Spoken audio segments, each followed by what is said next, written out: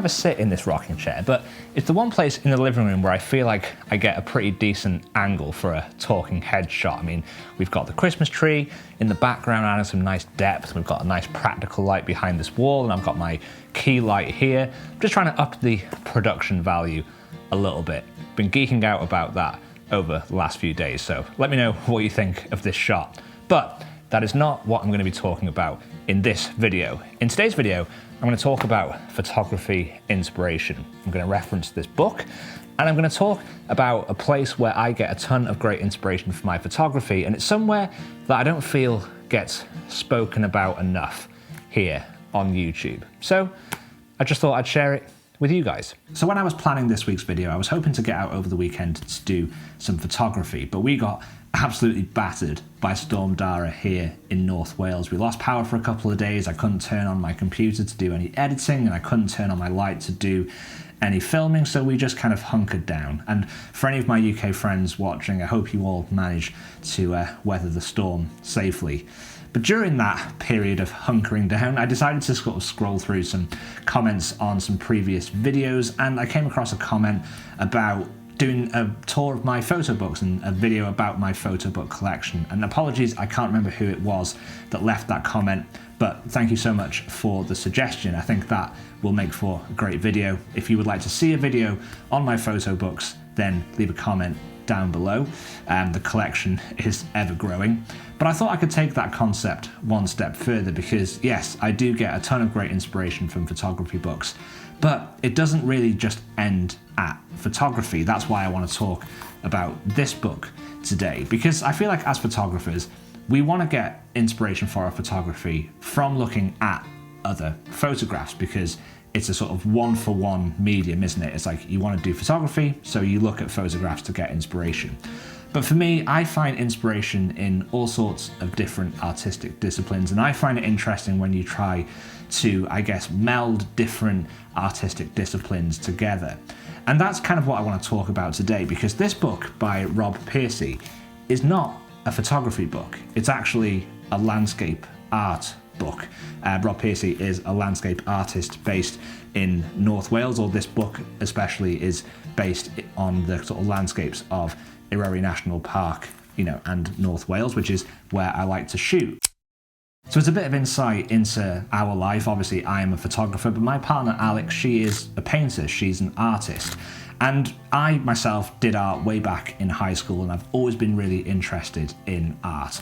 And whenever we go on trips, it often involves going to, you know, exhibitions, going to art galleries, and I've found a ton of inspiration from looking at Romantic era landscape painters. Think John Constable, Richard Wilson, J.M.W. Turner, Caspar David Friedrich, all of these Romantic era landscape painters that I guess the common denominator across all of their work is just their use of light and how they capture drama, and it's the sort of moody colour palette, those very kind of rich, earthy tones that they incorporate into their work, and the fact that most of them obviously paint the landscape of the UK, which is where I live. I've just found that to really align well with my taste in photography. You know, I like my images to be a little bit moodier, I like earthy tones, and I'm always drawn to that in my images and in the scenes that I like to photograph. And you know, I can't say which has kind of influenced the other, whether, you know, it's the artwork that has influenced my photography, or whether it's my photography preference that has, you know, led me to that interest in those particular artists.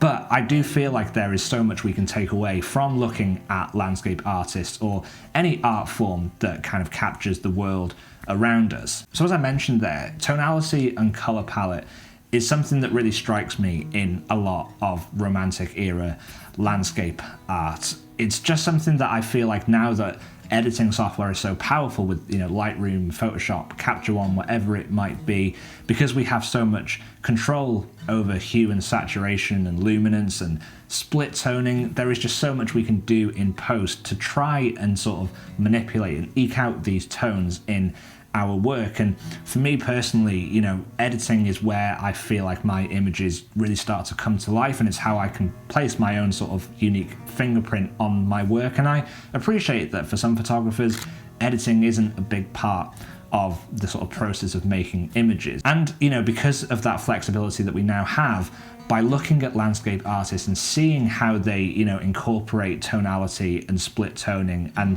how they balance color within their work, I think that can be a great help to any photographer who's looking to either get into photo editing, or if you're just looking for your own style and you're looking to make your images slightly more dramatic or maybe just slightly different to, you know, how the natural eye might perceive it. So whilst we were just talking about editing there, I just want to take a second to remind anyone who is new to the channel that I do have a free Lightroom preset, which, you know, captures a lot of my preferences when it comes to tonality and split toning and color.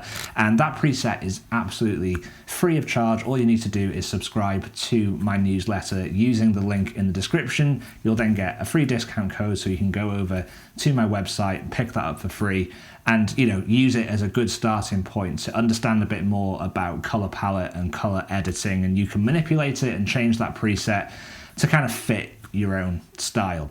Don't worry, I don't spam people with my newsletters. I just use it to share a bit more of the behind the scenes, and you'll also be the first to know about either new products and presets, giveaways here on the channel, and I try to share some tips and some things that I've been enjoying, you know, in the week in between videos. So if that's something that you might be interested in, then do consider subscribing. And if it's not for you, don't worry, you can unsubscribe at any point.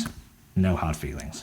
Now, this is nothing particularly new. There are a bunch of photographers who maybe adopt this more painterly look in their work. Somebody who immediately springs to mind is Mark Littlejohn, a landscape photographer based in the Highlands of Scotland.